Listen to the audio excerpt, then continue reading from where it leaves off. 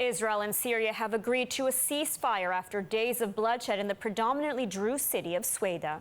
Syrian President al-Shara called on all parties within his country to forcefully respect the truce after over 1,000 people were killed. More from ILTV's Steve Leibovitz. According to a post by U.S. envoy Thomas Barak, Prime Minister Netanyahu, Syrian President al-Shara, and Secretary of State Rubio agreed to a ceasefire, also embraced by Turkey, Jordan, and other nations of the region.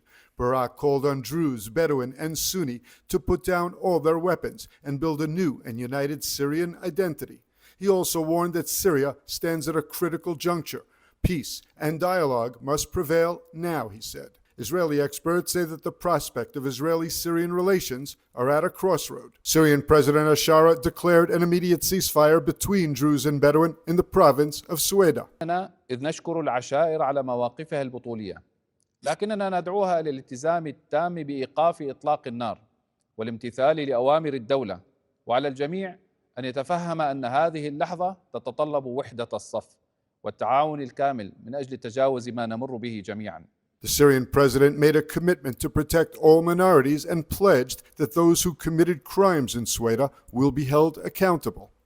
تلتزم الدولة السورية بحماية الأقليات والطوائف كافة في البلاد، وهي ماضية في محاسبة جميع المنتهكين من أي طرف كان، ولن يفلت أي شخص من المحاسبة. ونحن نتبرأ من جميع الجرائم والتجاوزات التي جرت سواء كانت من داخل السويداء أو خارجها.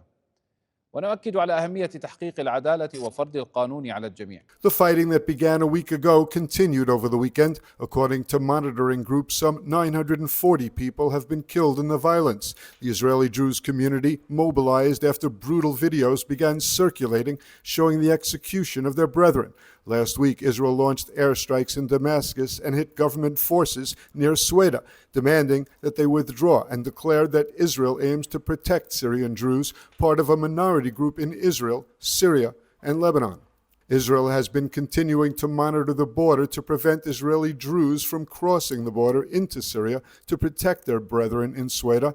The army has also been working to return those who entered Syria illegally last week by breaking through the fence. Now the question is, will the ceasefire hold? And huge developments in the war with Hamas as there's a major military shift in Gaza. For the first time since the conflict began, the IDF issued a mass evacuation order for Deir al-Balah, a central city in Gaza where ground troops have not yet been deployed. It's a signal that a new phase of the war may be imminent. ILTV's Shosh Bedrosian has the details. A brand new mass evacuation order was issued by the IDF to thousands of people inside of the central city of Deir al-Balah, marking the expansion of the military's ground offensive in the besieged enclave on day 653 of the war, and the first time troops will be on the ground in the Hamas stronghold city. ILTV's partner network Ynet reports the military anticipates it will take about 2 months to eliminate the local Hamas battalion in the city as troops infiltrate the unoperated area. They also report the battalion inside of Deir al-Balah is strong and estimates it will need at least 2 brigades to weed out the terrorists that continue to hide behind civilians in the area.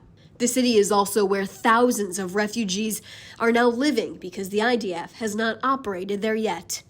Since October 7th, the military has not sent ground troops to the area as they believed hostages were being held there. In February, Hamas held staged ceremonies in Deir al-Balah, showcasing the standing buildings that still exist, releasing hostages Eli Sharabi, Or Levi, and Ohad Ben Ami. The Hostages and Missing Families Forum is expressing concern for the ground operation, as they worry the cost will be the loss of more hostages that are believed to be alive. They're calling on the government to issue a plan on how the military will protect the hostages still in captivity.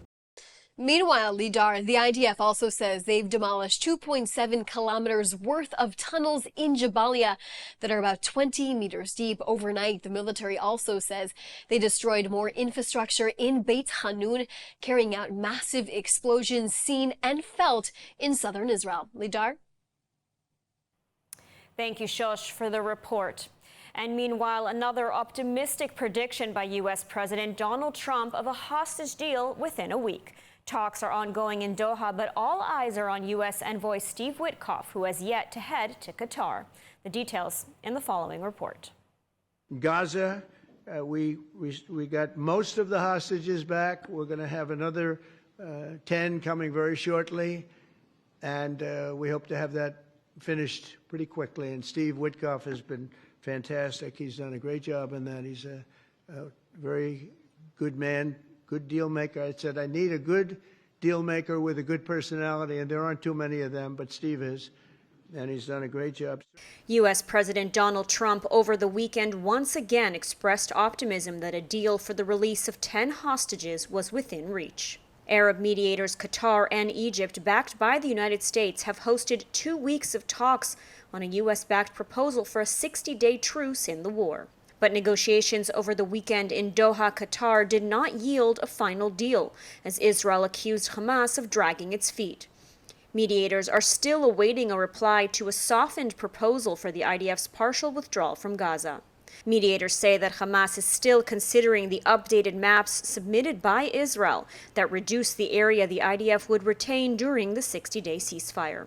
On Sunday, Hebrew daily Ynet reported that sources close to Hamas said a deal is already prepared and they are just waiting for the announcement. The source added that points of contention have been significantly reduced and that there is fertile ground for reaching an agreement. Yet U.S. envoy Steve Witkoff has yet to announce his departure to Doha. His travel to Qatar would be a major indication that an agreement may be imminent. 50 hostages remain in Hamas captivity for over 650 days. Only 20 are believed to still be alive. And joining us now with more on the latest developments is Colonel Millie Eizen from the International Institute for Counterterrorism at Reichman University. Thank you so much for joining us. Thank you so much, Adar. So I want to start with a question on Syria. Before we get into the latest with Gaza, Israel and Syria have agreed to a ceasefire, but the danger certainly far from over. What can we expect next with regards to Syria? It's not exactly up to us, and we need to realize that. The challenges that are inside Syria pre-existed everything that has to do with Israel. Syria is made up out of a lot of different ethnic groups, religious groups, and the clash that we've seen over almost a week between Bedouin, Sunni, and between the Druze is something that you've seen inside Syria for years, and may I remind everybody, almost 13 years of a horrific civil war. Israel stepped in on behalf of Druze. We have our Druze population, and this is also in southern Syria near us. I am more worried about what will happen by the Syrians themselves. Right now, the Druze, Syrian Druze inside that arena did not allow in a government convoy. They only allowed in what is a Red Crescent, like a Red Cross, a Red Crescent convoy. So it's still not yet stabilized. Unfortunately, we'll continue to follow what's happening in Syria, but I want to turn now to Gaza, a major development on this front. For the very first time since the beginning of the war over a year and a half, the IDF has now issued evacuation orders for Deir al-Balah, an area that has remained largely untouched ahead of a ground invasion. What can you tell us? What is the significance of this move, and why only now? When you talk about why only now, it's that when you go out, in this case, we've done things systematically against different strongholds of Hamas. This is really one of the last strongholds that the Israeli Defense Forces have not yet touched, again, by ground. That doesn't mean that it has not been attacked by artillery or by air. Having said that, this is keeping Hamas off balance. Let everybody be clear. Hamas should not be defining not the rules of the game, not the rules of the war. They shouldn't be defining anything. And in taking such an action, the IDF, the Israeli military, the government are saying we're the ones who are going to be on the initiative and not Hamas. And that means going into a new arena. It's always challenging militarily. I think it's a very important step. And are there other areas in Gaza that are also untouched by the IDF ground forces? in that area near Deir al-Balah, in that same what we call the central area, which is where on the one hand there are almost 1 million displaced people that Israel told to move from 2023 to an area near the seashore, the Muasi, and there you have almost 1 million people that are both in houses but also in a lot of tents. Deir al-Balah is a town, I really should say it's a very large city, which has not yet been attacked, evacuated by Israeli forces. That means that Hamas's underground subterranean arena, all of the different positions that we talk about, their capability to make weapons are now inside these last strongholds of Hamas that have not been touched by the IDF ground forces. And regarding the hostages as well, U.S. President Trump once again expressing optimism that a ceasefire deal is imminent. How would this affect the IDF's operations in Deir al-Balah should a ceasefire now take effect? If a ceasefire takes into effect, it's a ceasefire that would stop that kind of an initiative. We've already been, sadly, in situations like this where we've heard cautious optimism, sometimes open optimism that have not led to anything. And on the other hand, we've also been in ceasefires, and in those ceasefires, we have seen hostages come home. So I'm going to be hopeful, but I'm going to be a hopeful pessimist. If there is a ceasefire, that would stop the IDF action. If there is a ceasefire, I would expect to see hostages coming home. I don't know about all of them, but at least some of them. All right, Colonel Millie Eizen, thank you so much for joining us today. Thank you. When Israel is under fire, the world watches. But we act. Since 1901, Jewish National Fund USA has stood with our homeland. From the moment missiles rained down, we were there, caring for children of essential workers, turning shelters into sanctuaries, providing fire trucks and more. Israel is our family, and you always show up for family. To support the people of Israel for today and tomorrow, turn to the trusted name in philanthropy, Jewish National Fund USA. And in other news, the Prime Minister's office announced that Prime Minister Benjamin Netanyahu was not feeling well due to food poisoning and would not participate in government meetings for the next few days. So we wish the Prime Minister a speedy and full recovery. And moving on, in a rare rebuke, U.S. Ambassador to Israel Mike Huckabee condemned what he called an act of terror after a group of fringe Israelis living in Judea and Samaria allegedly torched land near a 5th century church and cemetery in the Christian Palestinian town of Taibe. During a visit to the village, Huckabee said houses of worship, churches, mosques, or synagogues should never be desecrated and called on Israel to prosecute those responsible. Israel's government has not condemned the incident, which comes amid rising violence in Judea and Samaria since the October 7th massacre. And in related news, a diplomatic firestorm is brewing over visas for Christian groups coming to Israel. U.S. Ambassador Mike Huckabee is threatening to publicly warn American Christians not to visit the Jewish state unless a resolution is found. ILTV's Mayan Hoffman has the story. In a stunning escalation, U.S. Ambassador to Israel Mike Huckabee has accused the Israeli Interior Ministry of discriminating against Christian organizations and warned of possible diplomatic fallout if the issue isn't resolved swiftly.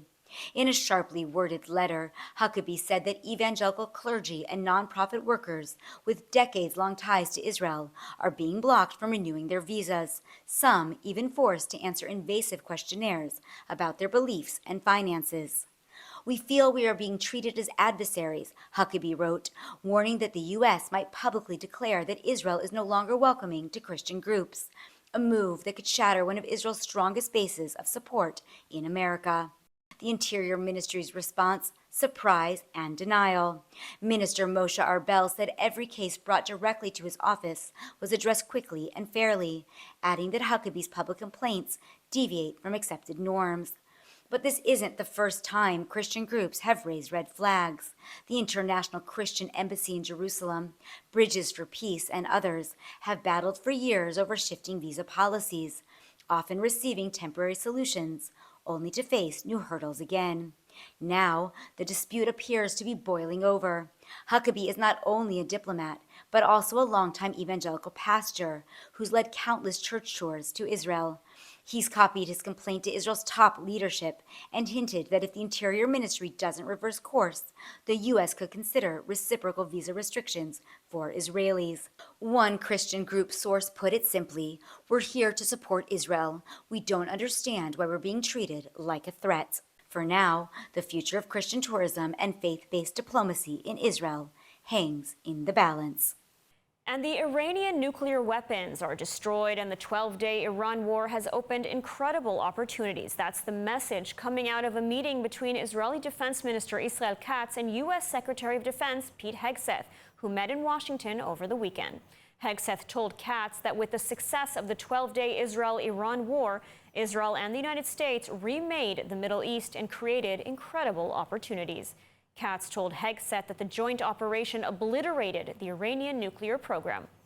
And last week, ILTV was at an incredible event, the unveiling of the Dekel house located in Moshav Patish, right next to Israel's border with Gaza. The house will serve as a resting spot for soldiers coming out of Gaza and was dedicated in memory of fallen hero Dekel Suissa. Who was Dekel and what were the efforts that brought this project to be? Well, we're joined in the studio now with Nechama and Hatzalah co-founder Shmulik Moskowitz. Shmulik, thanks so much for joining us today. Thank you for having me. So first, why don't you tell us a little bit about Dekel Suissa? Who was he and why did you decide to dedicate this house to him? So Captain Dekel was a brave officer that in the morning of 7th of October, he was the sole commander and the sole officer in one of the posts, Paga. That's the name of the post, is the post near the border that need to protect Be'eri kibbutz. And Dekel was the sole commander, and for a few hours he was the only commander with his squad, his platoon, defending and trying to, trying to stop all the terrorists, all the Nukhba that tried to get to Be'eri, and they managed to hold the post for a few hours. Until Dekel was killed, and then the post would fall. And Dekel was very unique in a few other ways. For example, he had a notebook that he wrote sentences. And one of the sentences that he wrote, that you always, when you woke up in the morning, you have to smile. Don't forget to smile when you woke up in the morning. For example, you need to try to imagine what kind of person he was. When his platoon finished training, advanced training, he told them, guys, you have two options in life, or to preoccupy with oneself, or to do good deeds for others. That's the kind of person that he told to all the platoon. He told all the families, the parents in this situation also that he's going to do everything he can to bring her child home. And he did in the 7th of October. And his few soldiers that managed to survive and went out from the post, they said that they found 7 terrorists killed around his body, and they knew that he opened the way for them to escape. So really an incredible, incredible man. And let's talk about the house itself. I mean, what's the purpose of setting something like this up? So we all know that there was a big challenge for all the commanders and also for the soldiers when they're dealing with very hard situation every day. It's doing something for the soul, for the mental situation. And we hear the news what happened lately. So that's the cause that we decided to open a house near the border. It's only a few kilometers. You can hear all the bombs, and sometimes you have siren in Patish.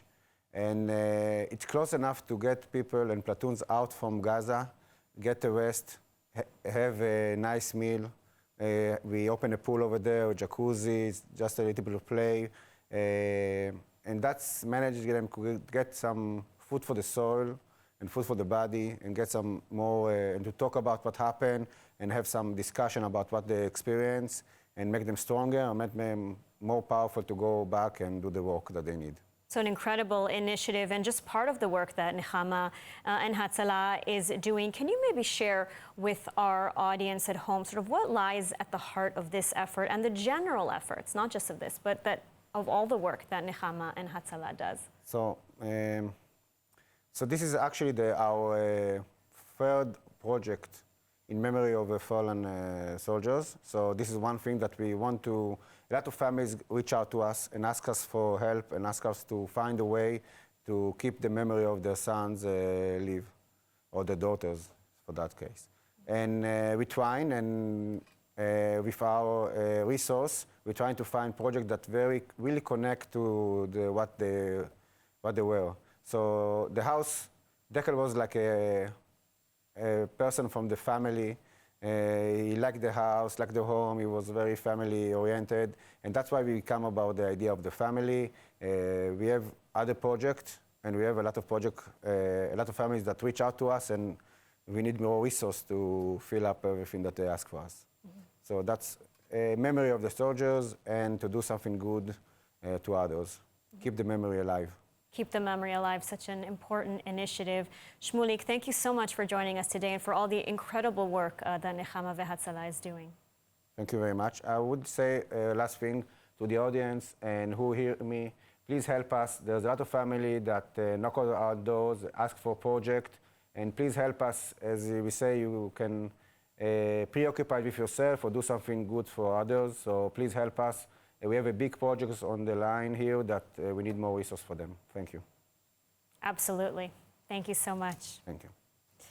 And our final story for tonight, the ace of aces, Israeli Air Force pilot Giora Even Epstein, has died Saturday night at the age of 87. Even Epstein, call sign Hawkeye, was the Israeli Air Force's most decorated fighter pilot and the world's top supersonic jet ace. ILTV's Devo Klein has more. An Israeli legend has died. Hawkeye Epstein will forever be regarded as Israel's top fighter jet pilot, with countless remarkable achievements under his belt.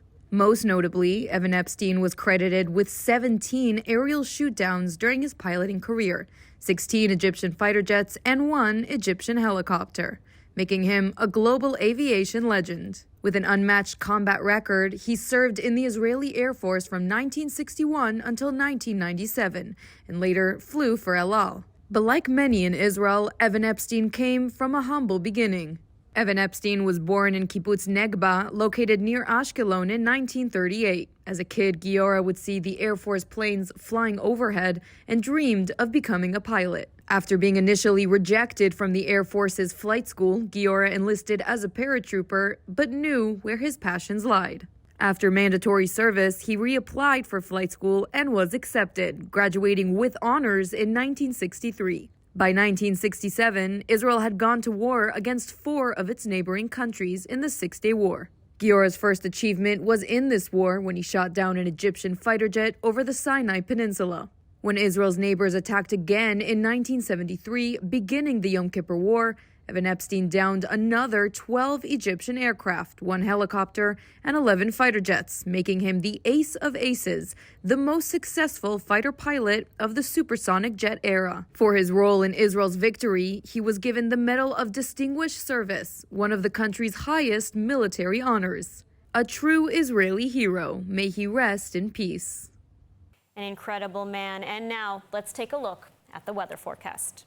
Partly cloudy skies are expected around most of the country tonight, with temperatures reaching lows of 24 degrees Celsius or 75 degrees Fahrenheit. Then tomorrow we'll see sunny skies alongside hot temperatures with highs of 34 degrees Celsius or 93 degrees Fahrenheit.